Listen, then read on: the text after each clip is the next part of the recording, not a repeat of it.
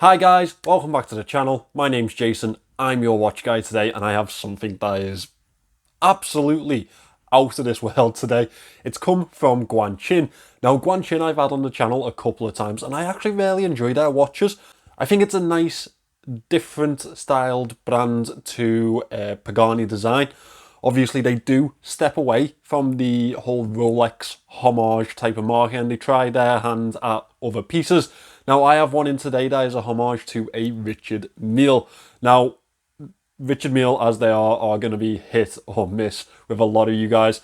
So please do keep an open mind with this one. It is absolutely huge and it is very eccentric, but I do like that type of piece sometimes. I think that it's really interesting to show you guys something completely left field every now and then and keep you on your toes. So if you'd like to pick this one up, it's available in the link in the description. Please do use that if you are going to pick this or anything else up from their store. It really does help the channel a great deal and you don't have to pay any extra for the product. It just tells AliExpress to give me a little bit of a kickback, and I use that little bit of a kickback to go buy nice watches to show to you guys. Now I do have to tell you that this has been sent to me for free by Guanqin. I don't have to return it, but this is a full, open and honest review and I wouldn't have them any other way. With all of that out of the way, let's turn this camera around and let's get into the review. So guys, this is the Guanqin GJ16197. At first glance, you can tell that this is a homage to the work of Richard Mille. Now, obviously Richard Mille's price range is increasing by the day and it's way out of the realm of probably mine and your capability. Definitely mine anyway. So it is nice to see something like this on the market from Guanqin because it kind of gives you that, aesthetic of a Richard Mille. And it brings it into the real world, I suppose. And it is actually a really fun watch for me. I think that it's definitely not daily wear. It's definitely not something that you're going to be wearing day to day. But it is definitely a fun piece to have in the collection. Something very eccentric.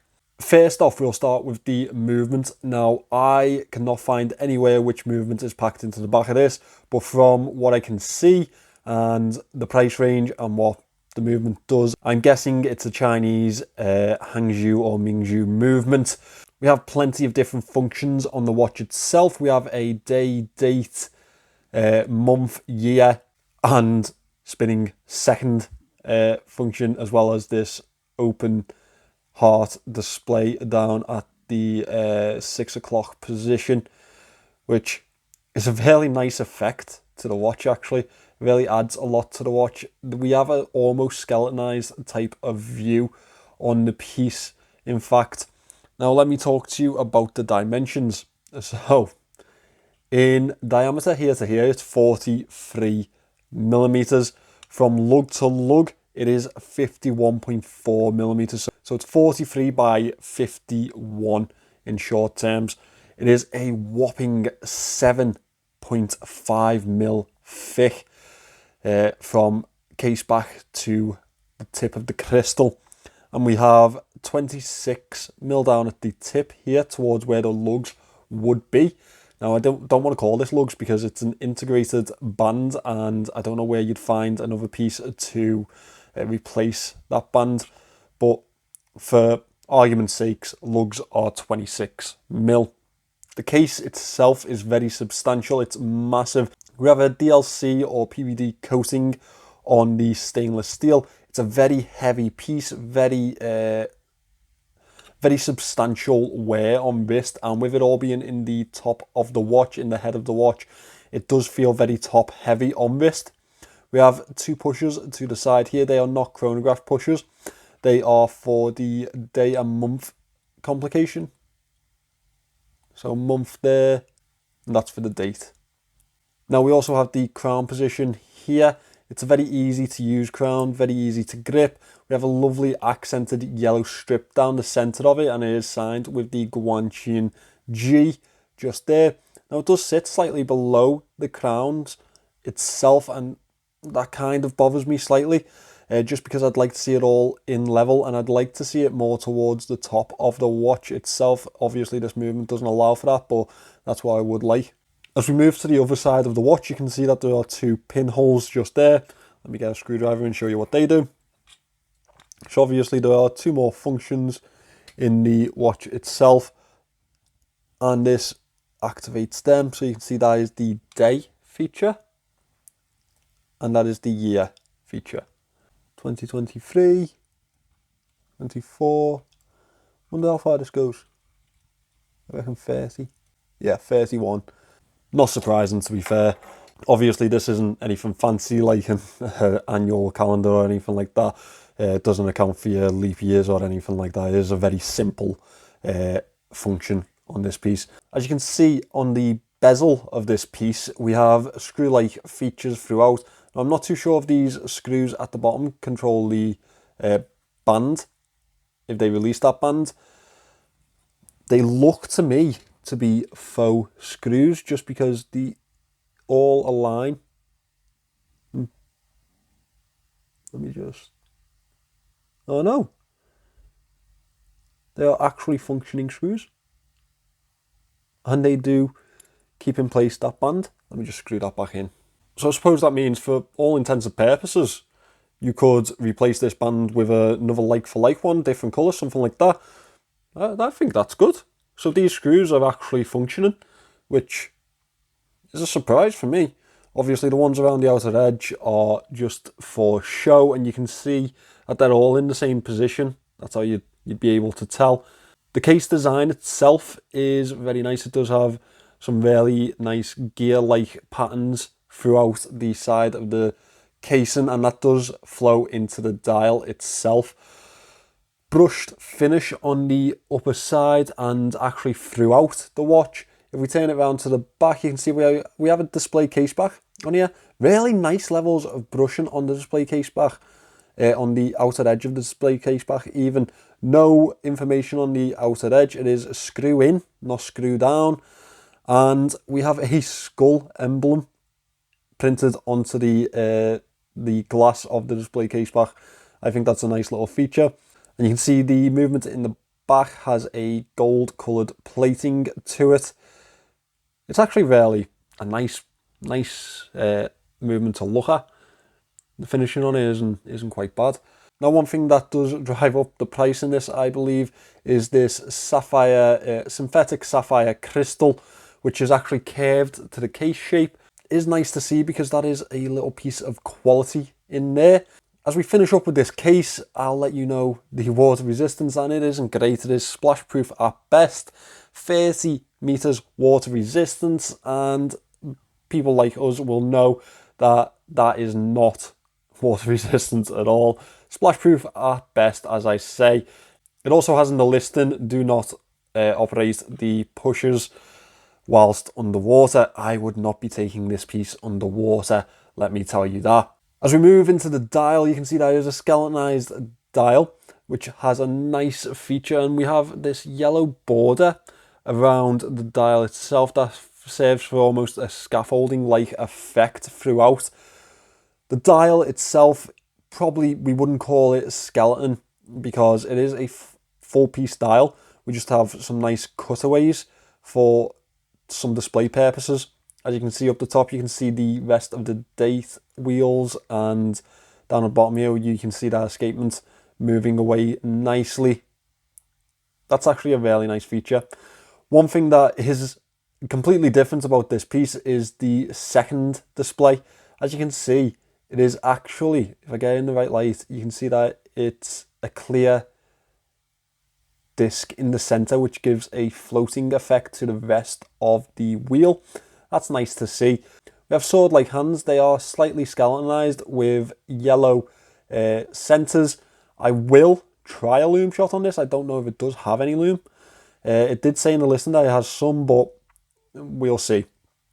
There's a lot going on in this style. We do have, however, a simple printed minute track to the outer edge, and that's how you align these hands to the right time.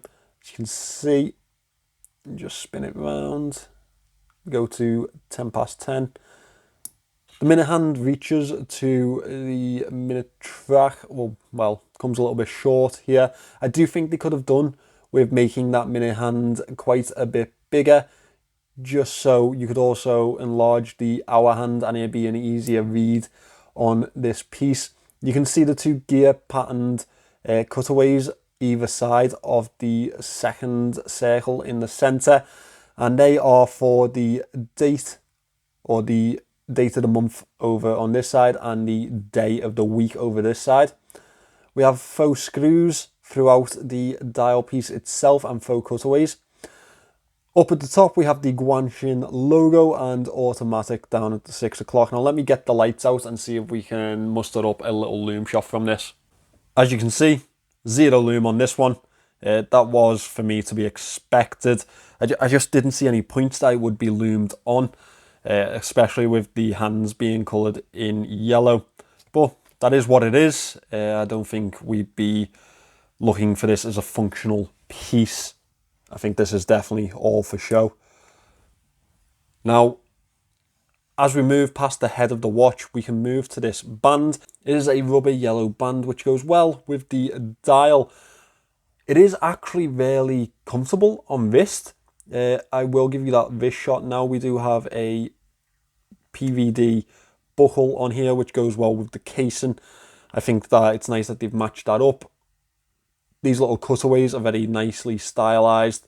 Let me pop this on wrist and you can see what you think of it on my 6.2 inch wrists, and you'll definitely realize that this is for a bigger boy than myself.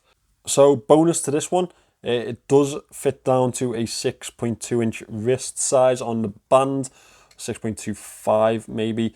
But you can see that is a massive watch. It is wearable. I have worn it throughout the day to make sure that it is wearable for someone with a wrist size of myself. Now, it's not the most comfortable wear, obviously, with that size. However, it is wearable if you so wish. I think that this is going to be more suited towards people with 7-inch plus wrists. I think that'd probably be actually very comfortable on wrist for someone with a bigger wrist. And it's definitely a statement piece. That's why the size is there. However, the size does lead me into my moan section. So, let me unhook this little, I say little, bloody hell, it's a monster. It's an absolute tank. I mean, if Sylvester Stallone never made it in the acting world, this is definitely the type of watch that I'd be wearing. In fact, if I was face to face with Sylvester Stallone, I reckon I could convince him into putting this on. In fact, maybe next time Sylvester Stallone attends an Everton match, I can get him to put this one on. For anyone who is questioning the fact that Sylvester Stallone is an Everton fan, Google it. Just Google it, alright? Filmed as Creed 1, I think, in Goodison Park. Just a little bit of movie trivia there for you. And the bad guy was Tony Bellew too, Lifelong Blue. Anyway, I digress. Now my moan section is going to be started with the size of this piece. It is massive. Yeah, it's huge. It's absolutely huge. Second point is the pushers on chronograph. I either probably preferred this if it had less functions in the dial. It's very packed, it's very hectic, and yeah, I'd have also preferred the hands to have been much longer, just so you can actually see the hour hand. As I said, if they'd have made the minute hand longer, so it reaches all the way out to that minute track, onto the yellow line, it would have been easier for them to make the hour hand longer too, and you'd have had more legibility on this piece. The movement that it is packed with is not a hacking movement, as you can see there. It is, however, hand winding, which is okay. It is a Chinese movement.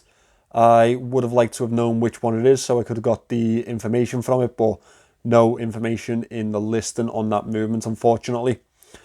However, for £105, 74 pence, God, I haven't mentioned that throughout the entire review. I am so sorry. It's £105, 74 pence, this one.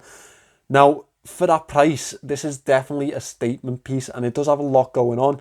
I think that there's definitely a market for people who want a piece like this, so I don't think Guanqin will have any issues selling them.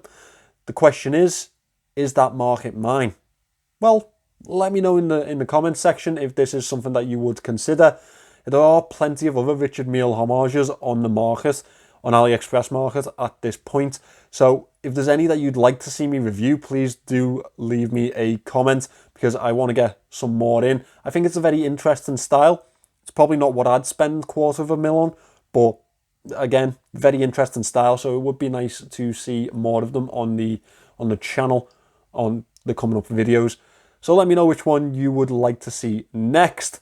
So guys, that was the Guanqin Richard Mille homage. I think it's the GJ16197 something. Otherwise known as a Richard Mille homage to me. Now, it is eccentric. They are available in different colours. If the yellow isn't for you, they do have other options available. And if you don't like this particular piece, there are other options on their web store that you can have a look on AliExpress. Use that link below and go from there, and you can find plenty of other options. Thank you very much to Guanqin for sending this one in. I've really enjoyed reviewing it. It's nice to have something different, isn't it? Thank you to you guys for watching this video. Please remember to subscribe if you haven't already, because it really does help the channel and it gives me a little bit of love and appreciation. So thank you very much for that. I will see you in the next one.